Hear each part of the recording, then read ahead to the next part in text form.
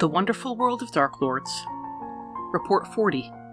Wonka's Chocolate Factory. As soon as I saw the golden ticket in my hands, I knew what it meant. I had heard the stories. Some might not have known the significance of the ticket, or might even have thought themselves fortunate for receiving it, but I knew better. I can barely remember my early years in Port Lucine before moving to Salem, but my parents had instilled in me a powerful sense of how poisonous an invitation could be, and the golden ticket was a prime example. Although, I admit, one that I had always believed to be a fanciful cautionary tale for Damonlou's social climbers rather than something based in reality. I suppose I should have known better. At any rate, I knew that I had no choice but to travel to Wonka's Chocolate Factory. If I entered the mists before retiring for the night, they would carry me to the factory gates. If I did not, I would awaken there the following morning. Discarding or destroying the golden ticket would not help me, as it was non-transferable. So, I decided that the best course of action was to enter the factory on my own terms. I would prepare myself as best I could, then walk into the mists and hope for the best. I emerged to a bouquet of mouth-watering aromas. Caramel, mint, orange peel, hazelnuts, vanilla, marzipan, and most of all, chocolate. The padlocked iron gates stood behind me, and before me was a massive brick factory, whirring with the music of machinery and pouring out sweet-smelling smoke. In the windows, tiny silhouettes moved about. Children? Halflings? From outside, it was impossible to say. I briefly considered trying to fly over the gates or drift through them in gaseous form, but no. In all likelihood, the borders of the factory were secured with something more impregnable than any gate, and an attempt to breach them would be a waste of magic that I could not afford to squander. If there was a way out of here, I would find it within the factory. I could not get out by going backwards. I had to go forward to go back. Squaring my shoulders, I entered the great red door to Wonka's Chocolate Factory.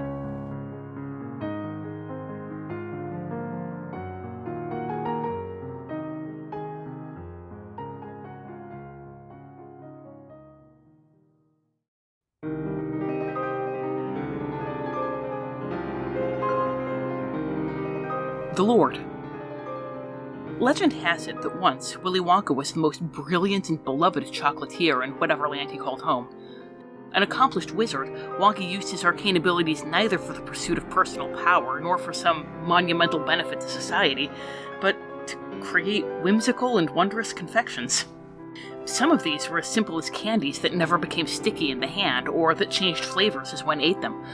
Others were, in essence, particularly delicious potions, with minor magical effects on those who consumed them.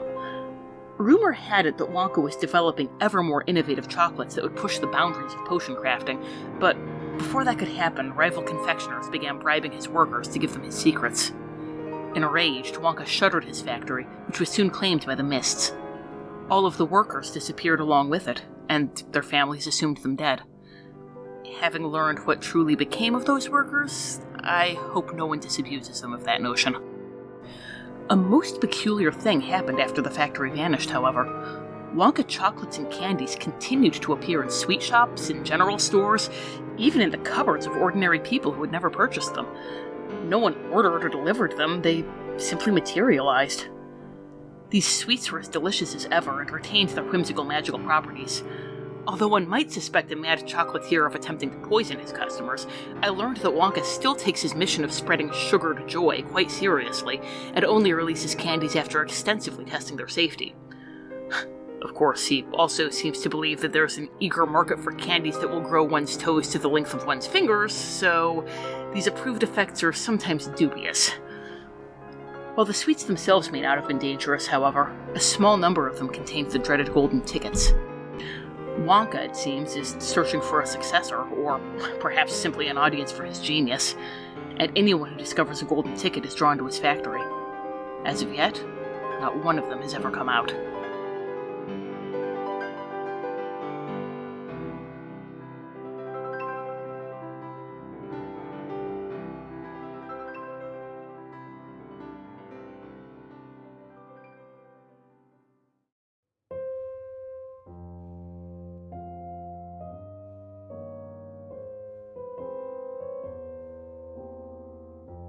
The land.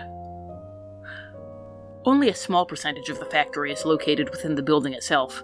Most of it is housed deep beneath the earth, where Wonka maintains laboratories the size of villages. The antechamber contained a contract that was at least 3 times as long as I was tall, as well as a quill pen, and I found that I could not progress further until I signed it. I spent several hours poring over the entire document despite the minuscule print, and was grateful that I had invested the time. The factory had thousands of rules and regulations, and violating any of them would lead to, quote, the immediate and irrevocable forfeiture of all personal, bodily, and spiritual rights of the guests to the proprietor, end quote. I apologize for the reams of legalistic candy-related minutiae attached to this report. I felt it prudent to jot down as many of these rules as possible for future reference. I noted several names already on the contract, Veruca Salt, Augustus Gloop, and Charlie Bucket, to name a few, and as I signed my own, I could not help wondering what had become of them and whether the same fate would befall me. Before the ink had dried, the doors opened, and I found myself in a maze of underground passages, all of which inevitably led to some bizarre invention room, often with a giant illusory Wonka welcoming me and boasting about its contents. A bucolic meadow in which everything was made of candy, a room of little square confections that turned to look at me wherever I went, a barn filled with cows who gave chocolate milk. I saw all these things and more, all attended on by the sources of those tiny silhouettes I had seen through the windows. Those figures were Wonka's workers, a tiny humanoid species that he has whimsically dubbed Oompa Loompas. There's nothing whimsical about these creatures, who are little more than mindless drones. They follow Wonka's candy recipes, perform menial tasks, and serve as subjects for experimentation, but nothing more. Indeed, it seemed that the only difference between the Oompa Loompas and the Cauldron-born is that the Oompa Loompas are, nominally, alive. I soon noted that none of them cast a shadow, and I thought at first that Wonka had discovered the shadow phase method of creating changelings, separating the shadow from the host to produce an automaton who could do naught but labor. This may be the case, but if it is, he clearly has no control over the shadows themselves.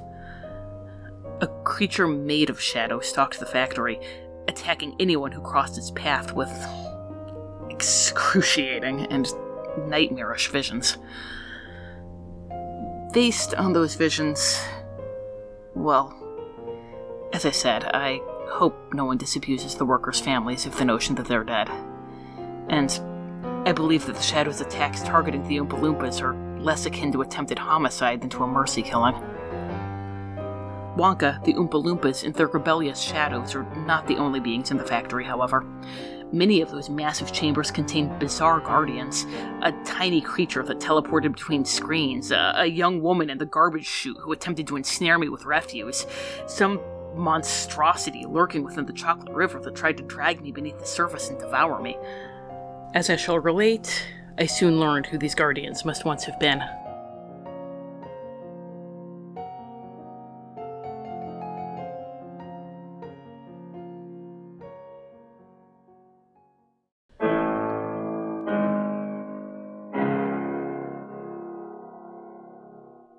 Dread possibilities. After enduring a truly dreadful boat ride through a tunnel that seemed to be imbued with a fear spell, I found myself in an artificer's workshop, with Oompa Loompas operating strange machines that produced all manner of bizarre confections. As I studied them, keeping my hands clasped behind my back to avoid breaking Rule 236, quote, the guest shall not touch any equipment without the express verbal or written permission of the proprietor, end quote, the air was filled with the scent of ripe blueberries. I thought nothing of it, as food smells were omnipresent in the factory. A sudden waft of air against my back, however, alerted me that a door behind me had opened, and I turned just in time to see a massive blue sphere barreling toward me.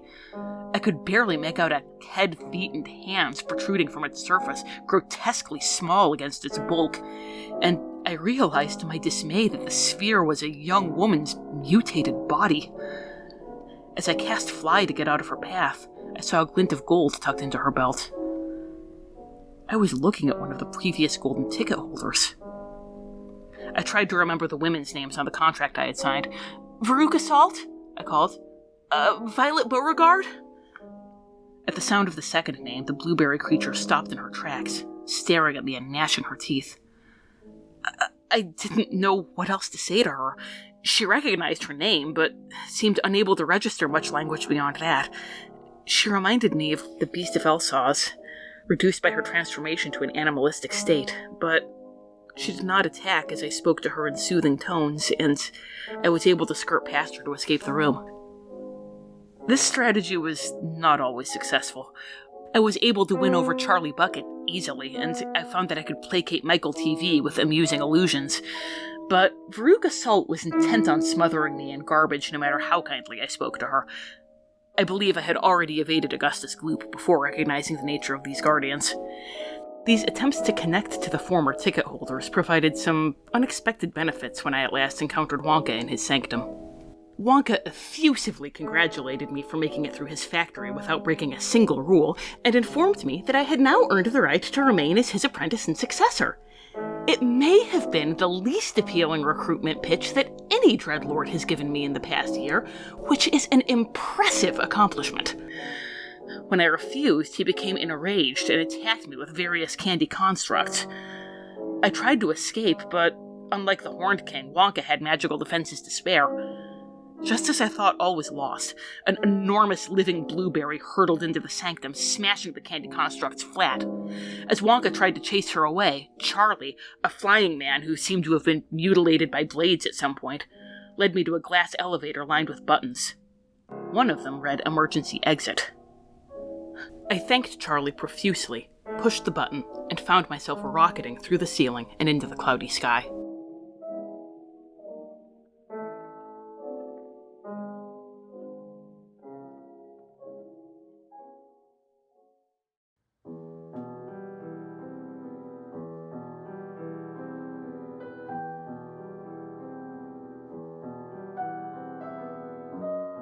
Parting thoughts.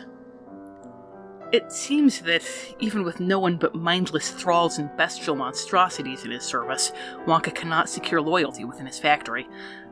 While they may not be selling his secrets to rival chocolatiers, his creatures bridle at his control. It would not surprise me if they eventually find other ways to sabotage his operations. The great glass elevator crashed somewhere just outside Vallaki. I hope the Barovians enjoy figuring out what to make of it. I, took the opportunity to sleep while I was there, as I had not been able to do so since acquiring the golden ticket. And, the less said of my dreams, the better. I must not have tied myself securely enough to the bed, for I woke up sitting at my desk, my heart racing and my face wet with tears. This curative you mentioned? I assume that others have used it before me. Is there anything about it that should concern me? Is it entirely safe? Of course. Even if not. Losing the ability to sleep hardly seems like a significant change at this point. I would rather have sleepless nights without these dreams than sleepless nights with them. At any rate, I'm preparing to travel to the next domain on my itinerary now that I'm no longer waylaid by enchanted candy. It seems that the pen I am using as a mist talisman functions particularly well when activated by specific words. Mist! Power! Make up! Regards, D.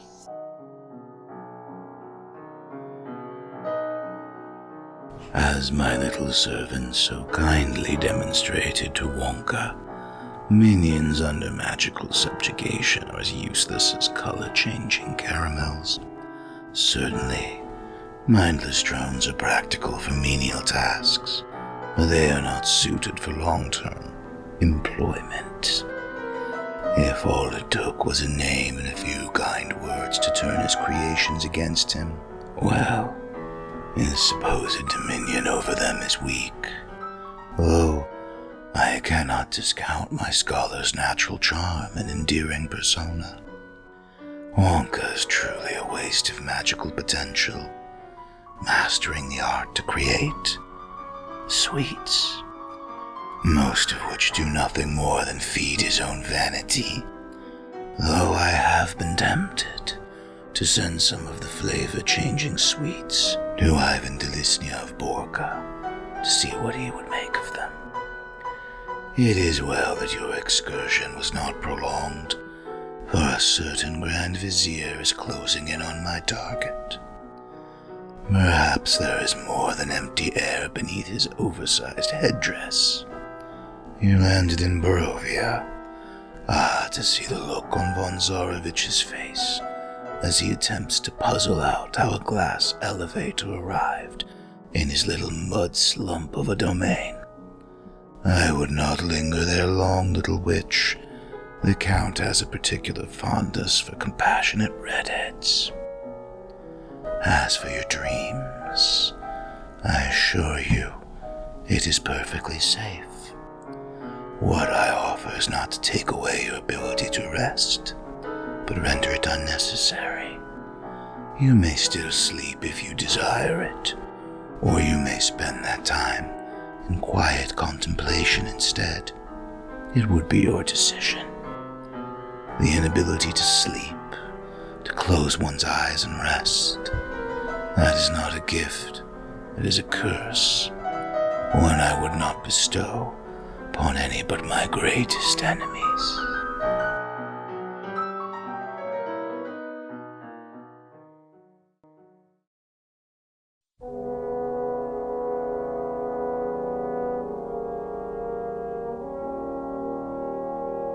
Dear Father, I have not yet completed my report to Azalin, having just arrived from Wonka's factory. It seems that the factory and its golden tickets are not a cautionary tale to frighten children against overindulging in sweets, but are entirely real. I shall of course send the report to you when it is finished. I saw nothing that could be mistaken for an infinity stone, nor did Wonka have any powers beyond the ken of a particularly skilled arcanist. However, his use of enchanted slaves has potential applications for my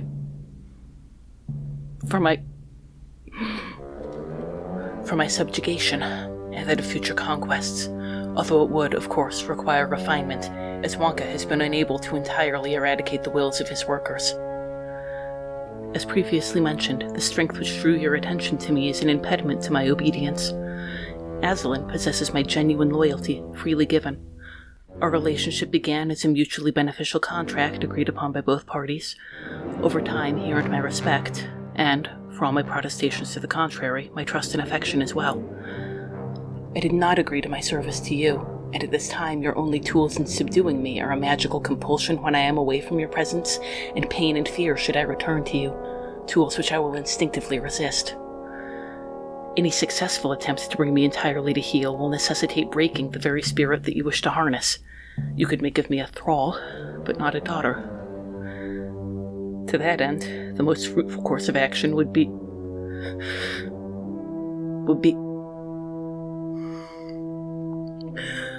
to modify my memories as you saw fit.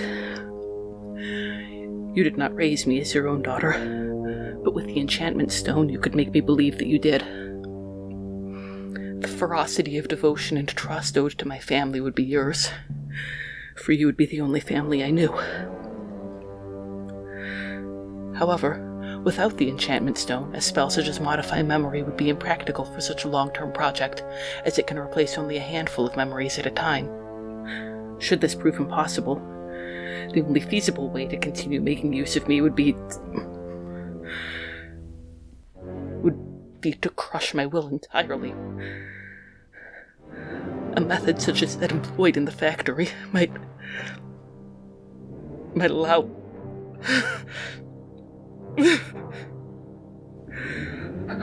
allow you to accomplish this with myself and other prisoners. Potentially even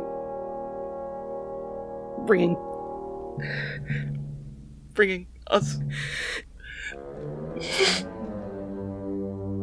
into the Chitauri hive mind. Thus, even if you could not fully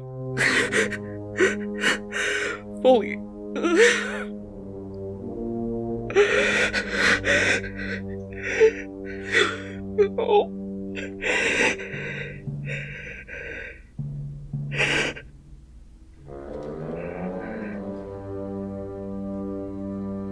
You would have in me a tool that was far less useful, But at least you would not need to destroy that tool entirely. To this end, I recommend procuring a few of Wonka's servants for experimentation. Hail Thanos. D.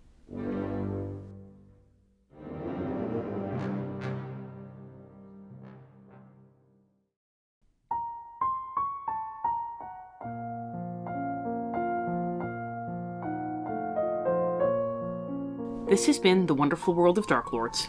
We have no affiliation with Disney or Wizards of the Coast. All music recordings used in this episode are in the public domain and were obtained through museopen.org. Titles and links are in the show notes. Dialogue for Yensid was written by Aslan Rex himself, who you can follow on Tumblr at darklordaslan. The Wonderful World of Dark Lords logo was designed by Haylight Jones. You can find links to their work in the show notes. If you'd like to support the show, look for us on patreon.com or find our tip jar on Red Circle. Thanks for listening.